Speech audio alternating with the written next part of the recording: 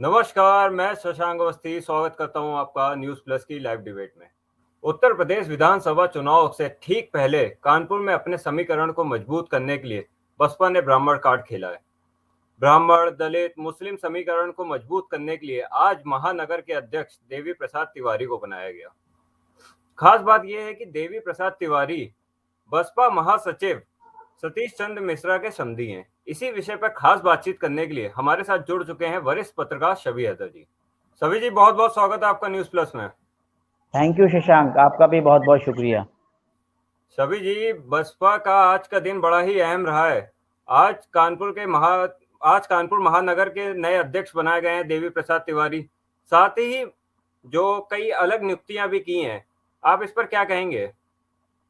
बिल्कुल, देखिए, बहन जी के बारे में कहा जाता है, होनी को अनहोनी कर दे, अनहोनी को होनी। तो बहन जी ने एक बार फिर, जैसा आपने बताया दर्शकों को, कि ब्राह्मण कार्ड खेला है। तो जी। यकीनी तौर के ऊपर, और इससे पहले अगर हम जाएं और देखें कि जब ब्राह्मण सम्मेलन शुरू हुआ था 2012 में, तो उस वक्त भी जो है 2012 की जब बहन जी की सरकार बनी है, तो उस वक्त भी बहन जी ने ब्राह्मण सम्मेलन के जरिए ब्राह्मण कार्ड खेला था। सर्वजन हिताय सर्वजन सुखाय का नारा दिया था और सतीश चंद्र मिश्र के हाथ में कमान थी। पूरे उत्तर प्रदेश का दौरा किया था सतीश चंद्र मिश्र ने, और उसकी शुरुआत भी जो है वो कानपुर से हुई थी। पहला ब्राह्मण सम्मेलन जो हुआ था वो कानपुर में ही हुआ था। तो कह सकते हैं कि कानपुर जो है वो बहुजन समाज पार्टी अपने लिए शुभ मानती है। वहां से एक ब्राह्मण की जो है वो नियुक्ति अध्यक्ष पद के ऊपर, जिला अध्यक्ष पद के ऊपर, ये एक मैसेज देने की राजनीति हो सकती है। बहन जी मैसेज देना चाहती हैं कि देखिए, एक आरोप लगता है कि बहुजन समाज पार्टी में अगर ब्राह्मण जुड़ेगा तो उसको क्या मिलेगा। जी। संगठन और सारे पदों के ऊपर तो जो दूसरी जिस जिस कास्ट की राजनीति मायावती करती हैं, उनके लोग काबिज हैं। तो कह सकते हैं एक मैसेज देने की शुरुआत हुई है देवी प्रसाद तिवारी के तौर के ऊपर।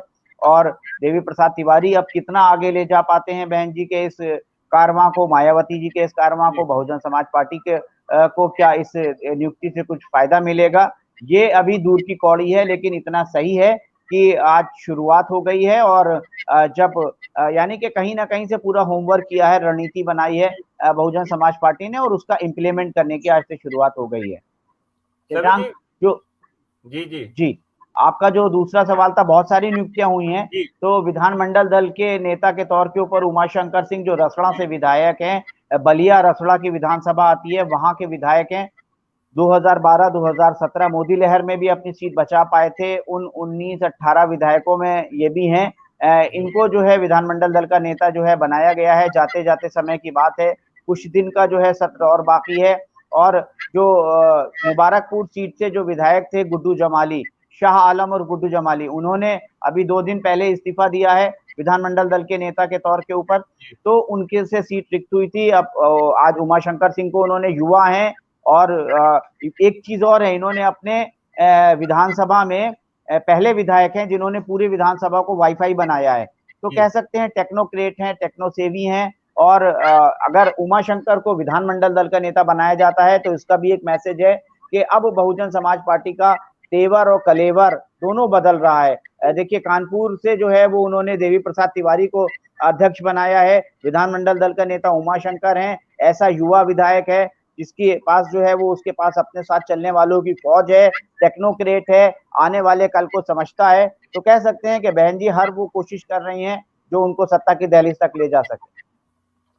सभी जी, जिस तरह से कानपुर में नगर अध्यक्ष देवी प्रसाद तिवारी को बसपा ने बनाया है, क्या इससे अन्य पार्टी भी अपने जो चुनावी समीकरण में उसमें किसी तरह के बदलाव करेंगी? कानपुर की बात करी जाएगा तो।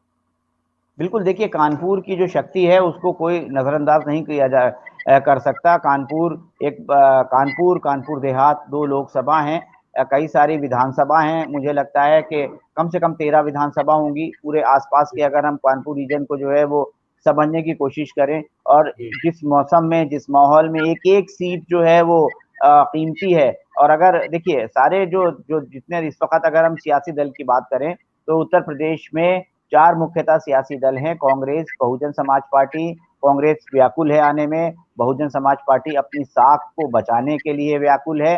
कोशिशें कर रही है और सत्ता में किसी भी कीमत पर वापसी चलती है।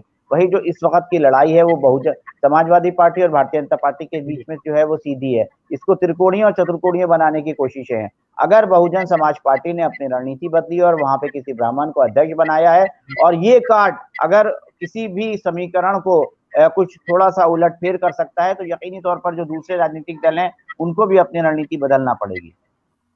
जी सभी जी, बिल्कुल आपने सही बात करी। जिस तरह से अभी काफी लंबे समय से भारतीय जनता पार्टी पे ठाकुरवाद के लिए आरोप लगते रहे हैं और ब्राह्मण विरोधी सरकार के भी मतलब विपक्ष ने कई बार निशाना साधा है। ऐसे में बहुजन समाज पार्टी का ये बड़ा ही अहम कदम माना जा सकता है।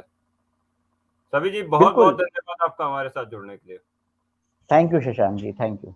ताजा तरीन खबरों को जानने के लिए देखते रहिए न्यूज प्लस 24/7 चैनल को सब्सक्राइब करें। अपडेट के लिए बेल आइकन को दबाएं।